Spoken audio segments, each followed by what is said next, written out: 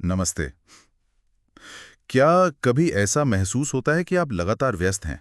Phone बज रहा है, नोटिफिकेशन आ रहे हैं, लेकिन दिन के अंत में लगता है कि कुछ ठोस हासिल नहीं हुआ? हाँ बिल्कुल। ये आज की दुनिया में बहुत आम बात है। सही में? आज की इस तेज रफ्तार डिजिटल दुनिया में गहरे ध्यान के साथ काम करना, वो तो एक सुपर पावर जैसा लगता है ना? बिल्कुल, और इसी सुपर पावर को अनलॉक करने की कुंजी है डीप वर्क माइंडसेट। आज हम इसी पर थोड़ी गहराई से चर्चा कर रहे हैं। अच्छा। हमने जो जानकारी जुटाई है उसके आधार पर हम ये समझने की कोशिश करेंगे कि कैसे स्टूडेंट्स हों या प्रोफेशनल्स कैसे अपनी एकाग्रता को वो नई ऊंचाइयों पर ले जा सकते हैं और बेहतर रिजल्ट्स पा सकते हैं। ये सिर्फ मेहनत करना नहीं है, देखिए। ये है बिना भटकाव के अपनी पूरी मानसिक क्षमता को एक चीज पर फोकस करने की कला। हाँ, ये भटकाव वाली बात आपने बिल्कुल सही कही। हम अक्सर, मैं भी करता हूँ, एक साथ कई चीजें करने की कोशिश करते हैं। जी। जैसे प्रेजेंटेशन बनाते हुए ईमेल चेक कर लिया। हाँ हाँ, या पढ़ाई करते हुए थोड़ा सोशल मीडिया देख लिया। लगता है कि हम मल्टीटास्किंग के मास्टर हैं, पर असल में शायद हम किसी भी काम के साथ न्याय नहीं कर पा रहे। क्यों? क्या हमारा दिमाग वाकई ये सब एक साथ कर सकता है? देखिए, ये बहुत ही जरूरी सवाल है और इसका सीधा सा जवाब है नहीं। अच्छा। वैज्ञानिक रूप से देखें तो हमारा मस्तिष्क एक समय में केवल एक ही मुश्किल काम पर पूरी तरह ध्यान लगा सकता है। जब हम बार बार कामों के बीच कूदते हैं, उसे कॉन्टेक्स्ट स्विचिंग कहते हैं ना। हाँ हाँ, सुना है। Context switching. तो हर बार हमारी दिमागी एनर्जी का कुछ हिस्सा वो वेस्ट हो जाता है। ओहो। ये एक तरह की छुपी हुई कीमत है जो हमारी प्रोडक्टिविटी को धीरे धीरे कम करती है और थकान भी बढ़ाती है। लंबे समय में ये नई चीजें सीखने की हमारी क्षमता को भी धीमा कर देता है। मुझे ना अपने ये किस्सा याद आ रहा है। एक कोडिंग असाइनमेंट था, बड़ा मुश्किल सा। आमतौर पे मुझे उसमें 3-4 घंटे लग जाते थे। एक दिन मैंने ठान लिया कि नहीं, इसे पूरी तरह डीप वर्क मोड में करूंगा। फोन दूसरे कमरे में, सारे नोटिफिकेशंस बंद, दरवाजा बंद। और आप यकीन नहीं करेंगी, वही असाइनमेंट सिर्फ 1.5 घंटे में। अरे वाह! और बिना किसी गलती के। मैं तो उस फोकस के लेवल पर हैरान रह गया। शायद यही वो फ्लो स्टेट है जिसकी बात होती है। निश्चित रूप से। आपने जो बताया वो फ्लो स्टेट का एक बेहतरीन उदाहरण है। जब आप काम में इतने डूब जाते हैं कि समय का पता ही नहीं चलता और आपका परफॉर्मेंस एकदम पीक पर होता है। हाँ, बिल्कुल वैसा ही लगा। तो डीप वर्क इसी फ्लो स्टेट तक पहुंचने का एक भरोसेमंद रास्ता बनाता है। अब सवाल ये है कि आज के इस शोरगुल वाली दुनिया में हम इस डीप वर्क को अपनी आदत कैसे बना सकते हैं? हाँ, यही तो मेन सवाल है। इसके लिए कुछ प्रैक्टिकल स्टेप्स हैं जो हम उठा सकते हैं। तो पहला कदम क्या होना चाहिए? शायद अपने आसपास का माहौल ठीक करना। बिल्कुल सही पकड़ा। पहला कदम है एक ऐसा माहौल बनाना जहां ध्यान भटकने की गुंजाइश कम से कम हो। और ये सिर्फ फिजिकल जगह की बात नहीं है, डिजिटल दुनिया की भी है।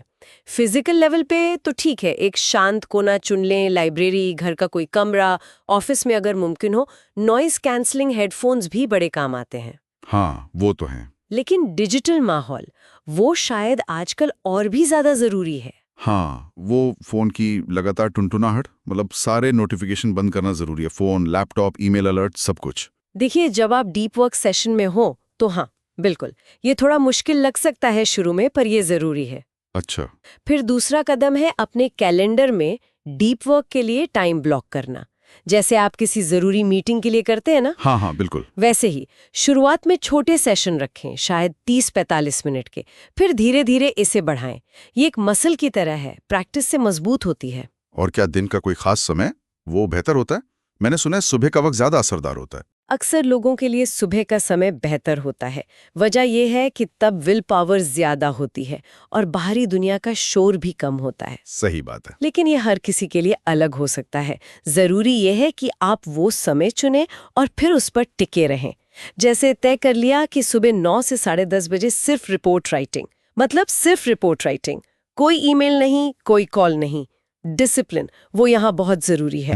डिसिप्लिन। और तीसरा कदम? तीसरा कदम है डीप वर्क शुरू करने और खत्म करने की कुछ रस्में तय करना। रिचुअल्स बना लेना। रस्में मतलब पूजा पाठ? नहीं, मतलब छोटी छोटी आदतें।